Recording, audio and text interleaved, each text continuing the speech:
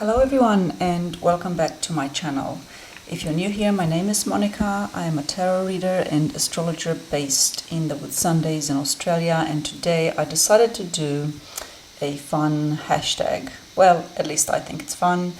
It was created by Rachele over at Amethyst Ascension, and I think the hashtag is the top current 11 decks that I'm working with, or I'm basically using most regularly at present. And the reason I decided to do this hashtag is that I really resonated with what Rachele had to say in terms of, the fluidity of my tarot practice, in terms of the decks that sort of come and go on a regular basis, and that it changes fairly regularly. So while it's okay to do a hashtag like the top 10 tarot decks of all time, for someone's personal collection, the reality is that month by month this changes for me, right? So the decks that I work with in the current month, usually around for a period of a month to 2 months, would be different in 6 months' time. Some of them would stay the same, but others would certainly come in and change for my personal practice. So I really resonated with that, and I thought, I'll give it a go and have a look at the current 11 decks that I'm using. Some of these I use much more regularly than others for reasons I'll mention as we go along. But essentially, in this video, I don't just have new decks. You'll see some of these decks are older decks or considerably older decks, and some of them are indeed very new decks. So it's like a mixture of both. And it's also a mix of mass marketed decks versus, indie or Kickstarter decks or limited edition decks. Okay, so with all of that being said, I'm not sure if you can hear the rain. It's absolutely beautiful. It's just started raining right as I started recording. So I hope I'm not going to compete audio-wise, but in any case, this is very much a visual journey, right? But I'm gonna have a cup of tea.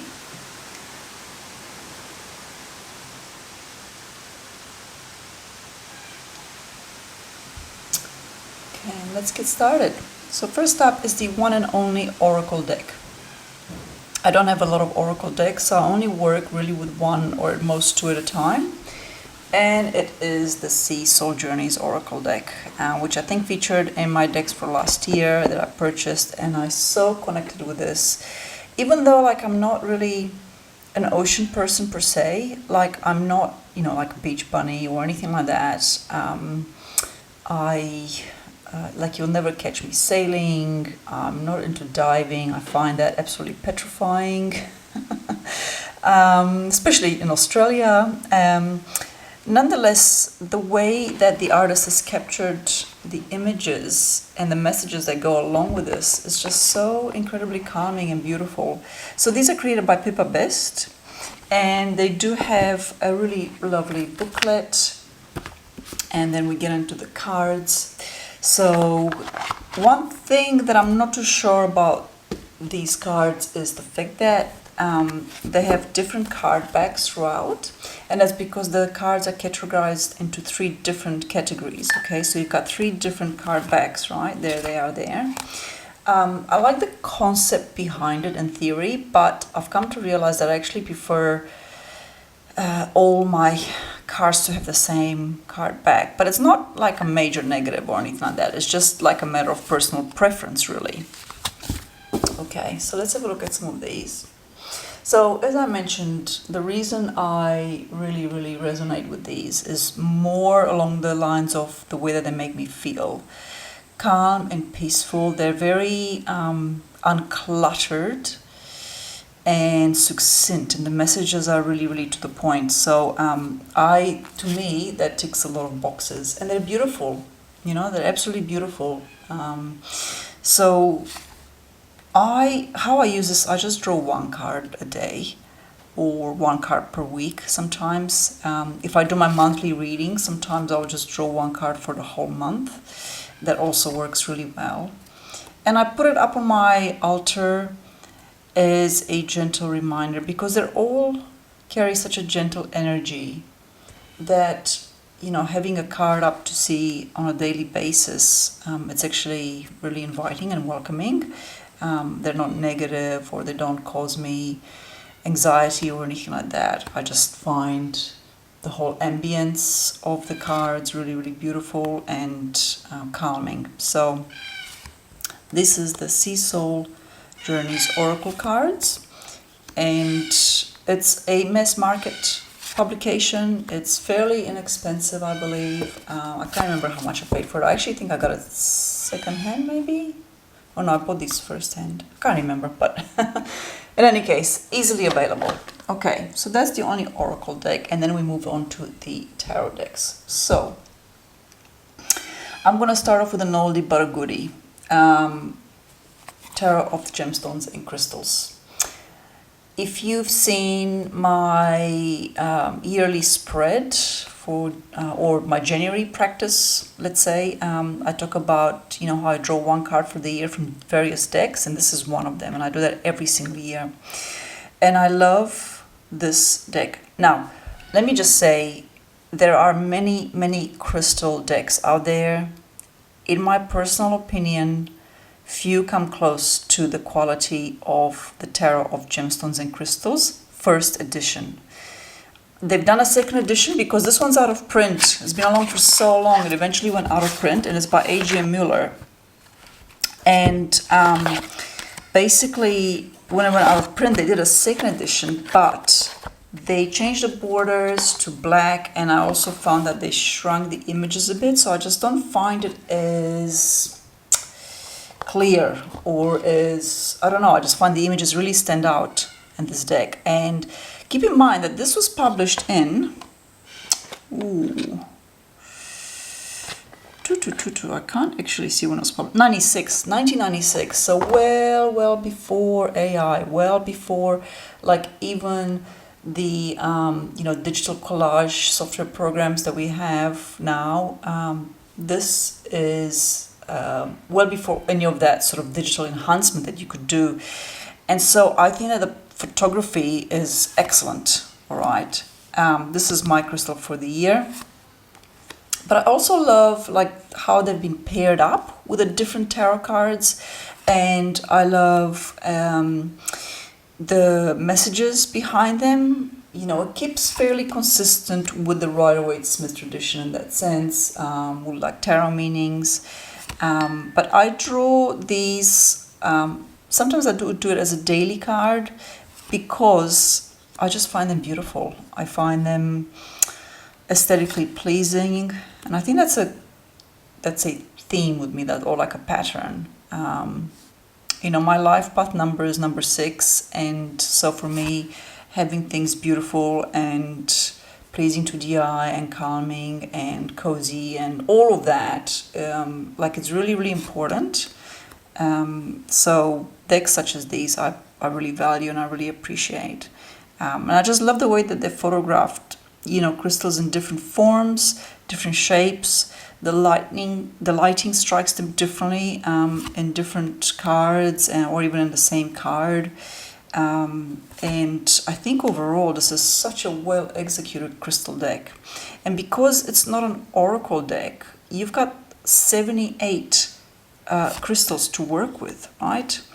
A lot of the crystal decks you get 40 cards, maybe 50, 60 if it's like a really big one. But I find that oracle decks are let down by minimal work in terms of card numbers and therefore substance, whereas here there's so much to work with, and also there's a lot of variety in the actual crystals, right? Like you've got some that you don't often see, like metals as well, like silver. I mean, I just think it's absolutely stunning. And then you've got other crystals that you don't hear a lot of. Some I've never heard of before, like silex. That was my card of the year once, and I've struggled to find silex. Then you've got the more common ones like agate, tourmaline, moldavite, of course, charoite, I'm not sure how you say that, but I've never heard of that, for example. So anyway, you get the message. I love this aquamarine. Aquamarine is like one of my top crystals. So, this is Tarot of Gemstones and Crystals by A.G.M. Mueller, an absolute excellent deck that I pull out now and then, and it's an oldie but a goodie, not a beginner's deck or anything like that, it's more of a niche deck. Next up we have another older deck. This is still in mass market and in print, Sun and Moon Tarot by Vanessa Decord. And this is a Thoth tradition deck, and I bought this many years ago, and I was smitten by it instantly, even though at the time I was not into Thoth. Thoth for me is a very recent addition to my repertoire, and I'm very much a beginner in Thoth. I would consider myself a beginner. I'm only learning with it this year. So this was created, by the way, by Vanessa Decord, and it's a US Games publication. Okay, and very much mass market, still in print as far as I know, and absolutely gorgeous little deck. So she's an illustrator, and you can see that straight away in the art. What I love about this deck, and I never thought it would work, is that the figures in the cards don't have face details.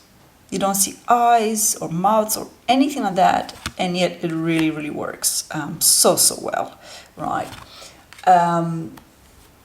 What I also really love about this deck is that it has a simplicity to it that adds value. You know, it's the kind of deck where you can definitely say less is more, because the details that are there are really well placed, really well chosen, and the detail is really just stunning. I just love so much about this deck. I think it's such an underrated deck, and I don't see it very often, people working with it. In fact, I think I need to pull it out for a monthly reading in the near future. Definitely this year at some stage. The other thing that I love about it is the fact that it's reminiscing, or it carries an energy of a particular strata of society.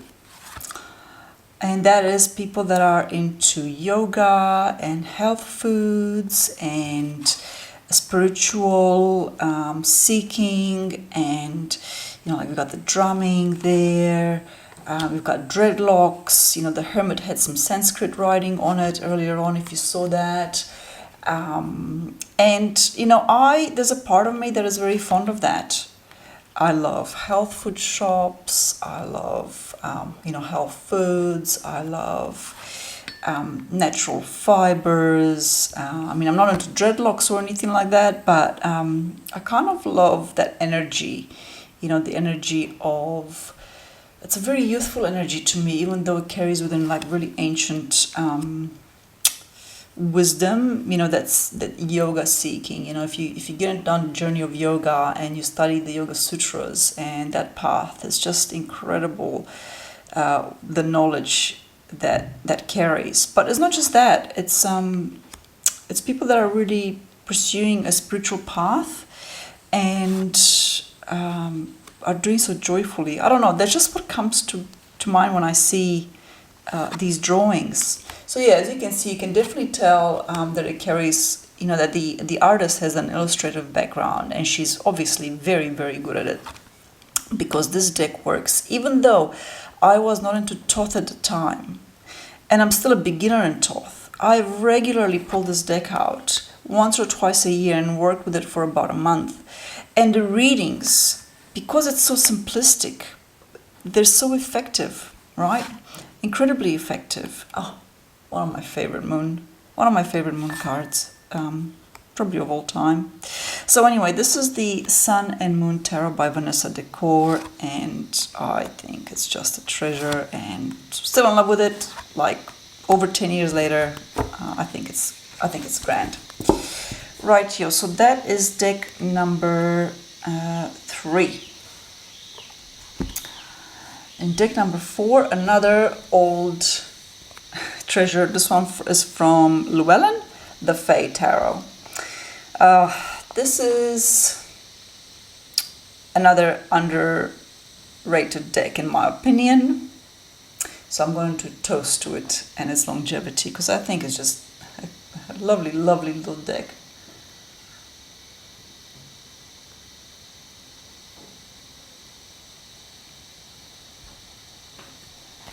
Okay. This was also published a long time ago. It was published, let's have a look. Do we have, nope. 2002, so, I mean, that's actually over 20 years ago. I still think of 2002 as only like, less than a decade ago. Never mind. Is that a sign of getting older? Who can really tell, but here we go. So,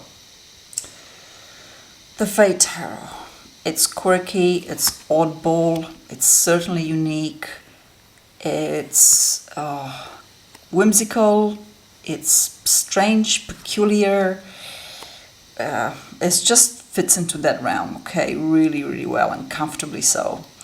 And yet, despite all its odd energy, it is such a pleasure to work with this deck. It gives incredible readings.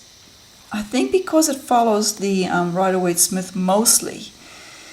But a lot of the cards are not that easy to decipher or to relate to Rider-Waite-Smith. And I like that about it because to me this is more like an intermediate level deck. In that, once you know your Rider-Waite-Smith, most of this deck will be great to work with, but then it will really flex your intuitive muscle when you get some of the cards in here. And you can't think back to Rider-Waite-Smith meanings. You really have to allow the card to speak, let that image really pop out and, kind of allow your intuition to work with it and to filter that visual energy into some sort of cohesive message. But yeah, I think it's a fun deck, and I think that I'm drawn to this deck particularly more now because there's so much darkness and chaos in our world right now. Or I should say it appears that there is so much chaos and darkness. I'm kind of wondering if the social media just makes it seem like there's more than usual. But that aside, we're exposed to a lot of more negative energies if you're not careful out there, and sometimes you just can't help it. It's just omnipresent. And so taking the time to be surrounded by, a visual reminder of joy and fun and youth and, I've got kids, so you gotta keep that flame going. Innocence and curiosity and fun is the word for this deck. So this is the Fate Tarot. It's a really, really beautiful deck. It was published by Llewellyn, and the art is Riccardo Minetti and Mara Agam. I think they've done just such a beautiful job of it. So if you're interested, last time I checked, this was still mainstream available, as a mainstream deck. So they're like the most affordable ones, but once they go out of print, who knows if they ever get reprinted. So if you're interested, I would say grab yourself a copy. Next one is the Thoth Tarot. So I did a video earlier on when I was talking how one of my goals for this year is to delve into the Thoth Tarot, and I bought myself this version of the Thoth, which as it happens is in Dutch. I wasn't fully aware of that, as in I didn't do my homework. It's not that I was misled or anything like that when I bought it, but I actually have no regrets in terms of the cardstock, because I did have, years and years ago when I first got into tarot, I bought a Thoth deck and I didn't like the cardstock, I didn't like the card size, and of course I had some apprehensions about the Thoth deck at the time due to Crowley's reputation. And I just wasn't ready for it, okay, long story short. So I gave that away, and then last year I bought this all the way, I think I bought it from Austria, but it's from what I've been told, it's Dutch. And, geez, I can just feel the intensity. Cheers, Crowley. thank you for this. And I should really say cheers to Lady Frida Harris, who did the astonishing artwork in this deck.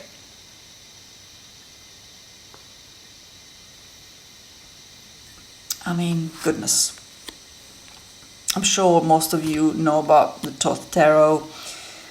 I don't really have anything to add to the conversation. I am beyond intrigued. I am in reverence of the intricacies and the careful placement of symbolism in this deck, its depth. I mean, like, there's just so much here. Like, this is a lifetime, right? This will really take me, like, I'll probably be 80, and if I still have, you know, Lord willing, great goddess willing, if I'm 80 and still vlogging along in my tarot journey, I'll let you know how I go. But I don't plan to get rid of this. This is for real now. You know, first time I was like, whoa, this is too much. And now it's like, right, I'm ready. 20 years later nearly. I'm ready. I'm curious. I'm excited. A bit, there's that trepidation, you know, a bit nervous with this deck. But I did do a deck interview spread. I'll link that in the post below if you're interested to see how I went. I was so nervous about that reading because I honestly and unfairly thought it was going to be like a negative or really difficult reading, and it was just incredible. I'm still processing it. So anyway, yes, the Thoth Tarot is on my desk this year, and it will be next year and probably every year after that. Okay, so we are up to number 6. I think we're up to number 6. Now, let's move a little bit into the Kickstarter realm. So, I made this bag, that's why it's so flimsy. Just making bags. My poor brain can't handle thinking inside out, okay? But, anyway, that aside, this is the Metanoia Marseille. And I backed this on Kickstarter 2 or 3 years ago, I can't remember when. Look at that blue. Oh, just beautiful. So straight away I got like the smaller deck. I can't remember if it came in a bigger size, but I'm only interested in smaller size decks.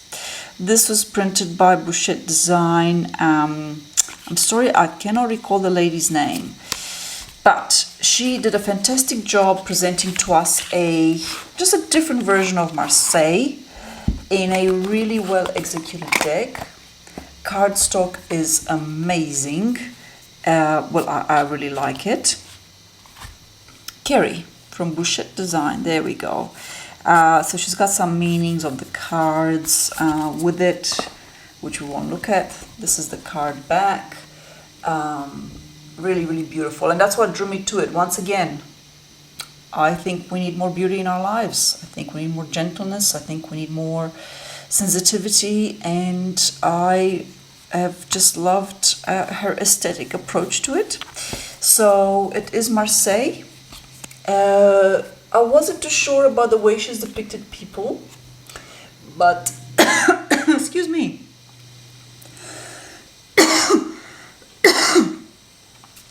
But you know, it's got a charm to it, a really beautiful charm and gentleness to it. So,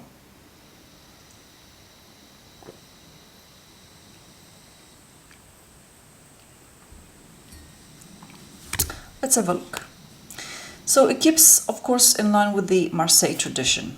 You know, the chariot is portrayed as the chariot, like you would normally expect, but it's got like a somewhat modern feel to it, a somewhat more artistic feel to it, and I really appreciate it for that.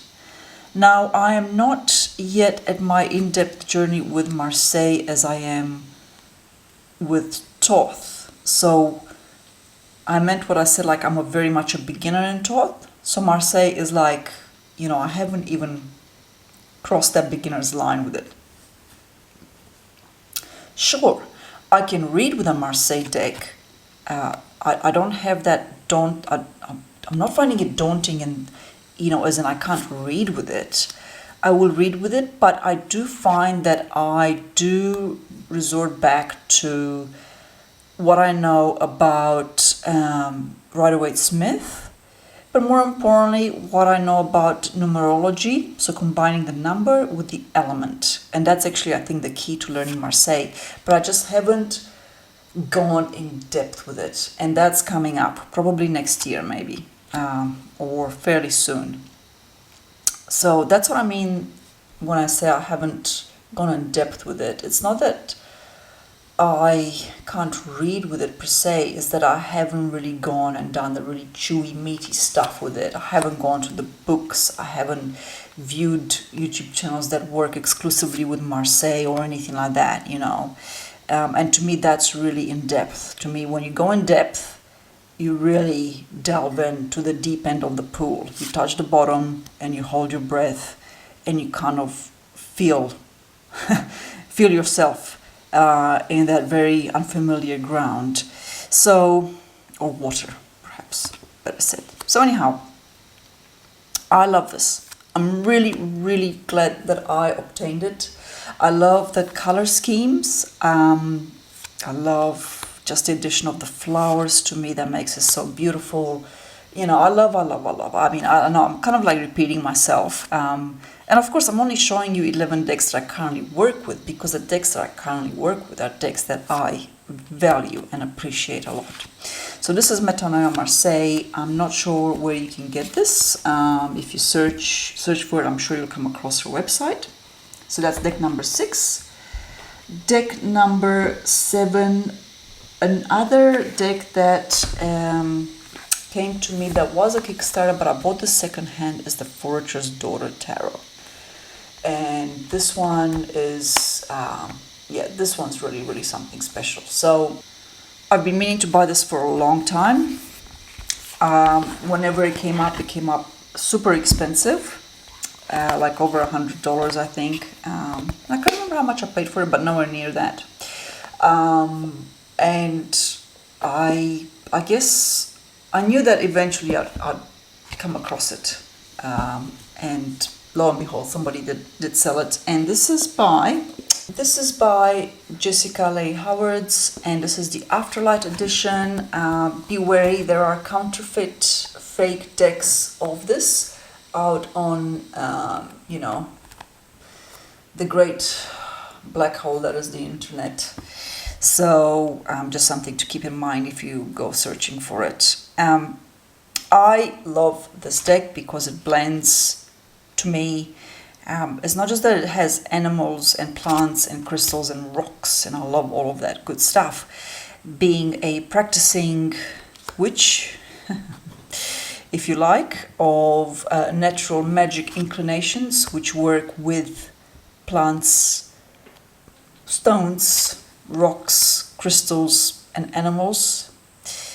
But the way that she has captured it is very, carries almost like a bit of a shamanic feel to it, if I can say that. All right. It carries the magic, folks. It's got that essence of the sacred. Absolutely. And it's, of course, beautifully created. So how I work with this, I pull this now and then when I really need to rekindle that connection, or just feel surrounded by the Great Spirit, Source, Mother Earth, whatever name you wish to give that presence and that energy. So I think this is just an absolutely beautiful deck. And I'm really, really glad I got a chance to obtain it. No regrets. It will not be going anywhere. This deck stays with me long term. So that is the Forager's Daughter Tarot. Deck number 8 is my most recent acquisition, even though I backed this like 2 years ago, I think now. It's taken so long to obtain. And yes, it is the Victorian Fairy Tarot. Oh, what a delight.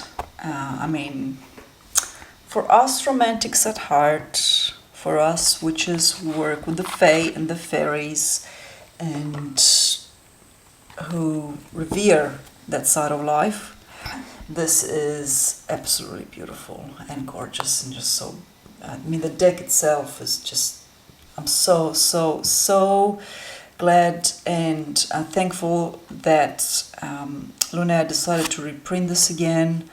I know at times she probably thought she was mad doing this. You know, I've been along through the whole journey from when it was put on Kickstarter and all the challenges that they had in terms of printers and shipping and, you know, all those complexities that are now seem to be part and parcel of this strange new world we find ourselves in.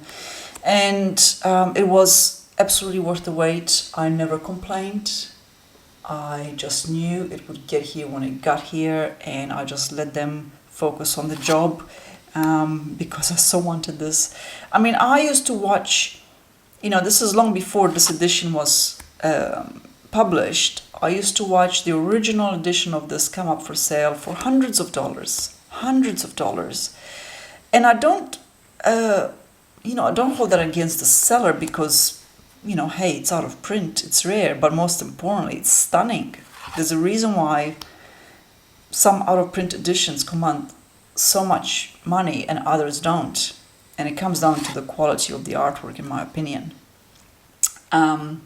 So anyhow, this arrived last month or the month before that. It's very new, so therefore I have it here and I work with it. And this is certainly not a 1 card a day deck. This is the full, you know, the full spreads. I do 7 card spreads with this. I've done Celtic Cross with this. Minimum 3 cards because it's based on the Rider-Waite-Smith and it works so well. Like it's really well executed in every aspect of its creation. So yeah, I really yeah, a joy to work with, and I'm so glad. I'm so grateful is the word, really. All right, so we'll put that aside. Okay, so I have to take a little break and count what we're up to, and it's deck number 9. Now this is an oldie but a goodie in my opinion. But even though it was published in 2002, I only acquired this last year as a second-hand deck. I mean, there's only so many decks you can acquire. You know, I've had my eye on it for a long time.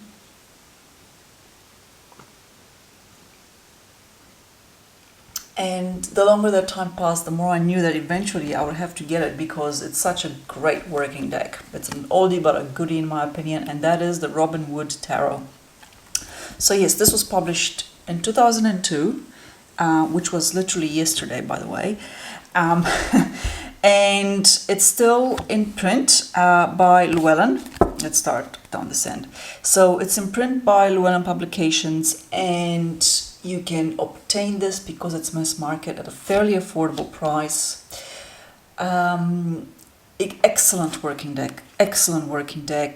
You know, there are some just amazing older decks out there, mass marketed, that are just such great reading decks, and this is one of them. I purchased this because I had seen enough of it over the years to know that this was a deck that I would work with really well. Also, more importantly, it's a deck that I can use for clients. You know, I have a very few select number of decks that I use for readings with the public, unless they specify you know, something that they see in my collection. For the simple reason is that most of my collection is decks for my personal use. So easily 80% of my collection is that. And it's not that they can't be used for the public, it's just that I prefer for my readings this type of reading deck. It has a well-defined structure, i.e. follows the Rider-Waite-Smith. It is easy to shuffle. The cardstock is great, which these older decks have really good cardstock. Yes, I know it's not as fancy as the gilded or the linen cardstock or anything like that, but you know what? It shuffles great, and I kind of wish that they would bring this back for a lot of modern decks. You know, that aside, the other thing that I love with this, and it works really well for me, is that it is hand-drawn or hand-painted. 2002 was kind of like I think it was around the time when Photoshop was really taking off, maybe. I don't know. I've never worked with Photoshop, so I actually probably shouldn't say that because I don't really know. But certainly, this is not an AI digitally enhanced deck. Like they might have done maybe some color adjustment or something, but you can tell it's a hand painted deck, and I really, really appreciate that about it. And all the decks that came around this time, I think they just have a really, really nice, humane, artistic feel about them. Okay. So, the Robin Wood Tarot. I can't believe it's taken me so long to acquire this, and since I bought it last year, it's been a constant companion that I refer to over and over again. Again, because it works so well for readings. It's like the Rider-Waite-Smith tradition for me, it's like, your native tongue, to use that analogy, right? Which means that when I pick a deck that is really done really well in the Rider-Waite-Smith tradition, I understand it. It's a fluent conversation.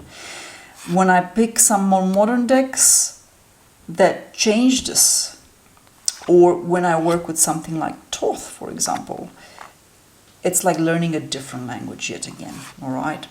Sure, there are some commonalities, but really it is a different language altogether. So anyhow, this is the Robin Wood. I'm so happy to have acquired this, and I think I paid like $20. I mean, you can't go wrong with this, all right? So that's deck number 9. Deck number 10. I think this is the cheapest deck I've ever bought, and I only bought it like 2 or 3 years ago at Kmart. I mean, that really kills the spirituality buzz, doesn't it? Oh, goodness. I hate everything there is to hate about Kmart, which is just about everything that I despise about modern life. And look, I don't wander into those places very often, but now and then you do for one reason or another. And I glanced over at their, they often have like a book section, and they have like a few decks there, and this was $10 on sale. The Daily Tarot. Well, all I can say is don't judge a book by its cover. It has been a surprisingly welcomed addition to my collection, and I'll show you why. What I don't like about it, though there's 2 things, but one really pisses me off, and that is that they don't acknowledge who created it. I mean, it's a generic creation by Heron. Who knows who that is or what that is. It's a publishing house, I assume. And, it comes in a box with the cards sitting there, but there's no mention of the artist. The back just had like a generic, cliched blurb. But yes, each card contains an affirmation. And surprise. I mean, I love, one of the things I love about getting older is being so pleasantly surprised, okay? And that was the case in this deck. And that is that the affirmations really work really well with the cards. All right, if you know the card meanings, 3 of Wands. I am ready to take the next big step to realize my potential. That's a really great affirmation for the 3 of Wands. 9 of Swords. So even more difficult cards have really, really good affirmations. I have the power to face my deepest fears and heal them. 8 of Swords. I have the power within me to free myself. Gosh, I mean, excellent job. Whoever did this, excellent job. I know you're not known, like your name isn't on the box, which for a tarot reader, and if you know anything about tarot and Pamela Coleman-Smith, and the way she was never acknowledged for her work until, a decade or 2 decades ago at most. And that she died penniless, buried in an unmarked grave.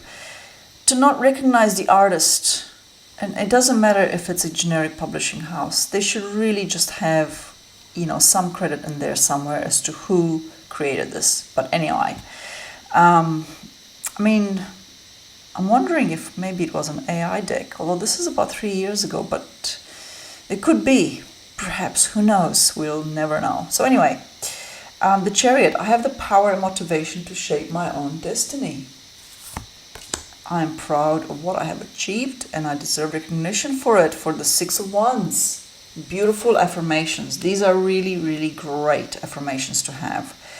Two of Wands. I trust in my path and I have what I need to reach my destination. Knight of Wands. I am moving towards my goals with passion and enthusiasm. Anyway, you get the gist. The only thing I don't like about it, or the only other thing I don't like about it, other than the lack of mention and recognition for the artist, is the card size. They are really quite big, and so it makes them very cumbersome to shuffle. And the cardstock's not that amazing, but I forgive that. I don't forgive not mentioning the artist. I think that's sacrilege. Anyhow, finally, one Lenormand deck. This is the Grevin Chase, I don't know how you say it, Lenormand by Linear Narciso, who also gifted us the Vanessa Tarot. And I bought this when he had a Kickstarter campaign for his Urban Incantations Tarot. And then there was this Lenormand deck based on medieval, I believe, drawings. And so I just, being a Lenormand fan, I backed this, and it's such a nice little Lenormand deck. Great size, all right, small, keeps to the point, keeps in line with the Lenormand tradition. The heart, all we see is the heart, the moon's the moon, but I love this particular type of older style. Let me see if I can bring this up a bit for you.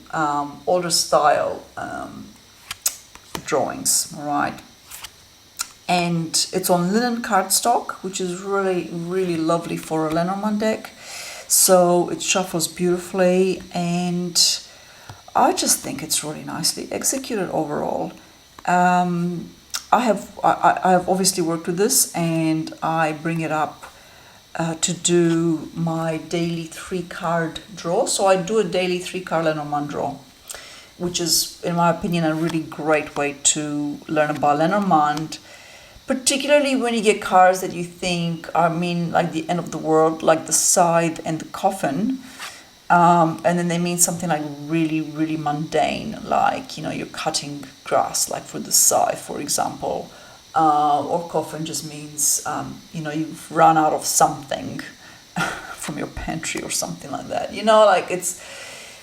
it's a great way to learn Lenormand. So yeah, I do a 3-card daily spread, daily draw with this, and I just really like its energy. I like the cardstock, and I just like that it's a bit more unique in terms of Lenormand cards, but it still keeps in line with, the Lenormand tradition. It doesn't add too much detail in the cards, because you don't want that with Lenormand. You only want the symbol. A clover is a clover and a ship is a ship.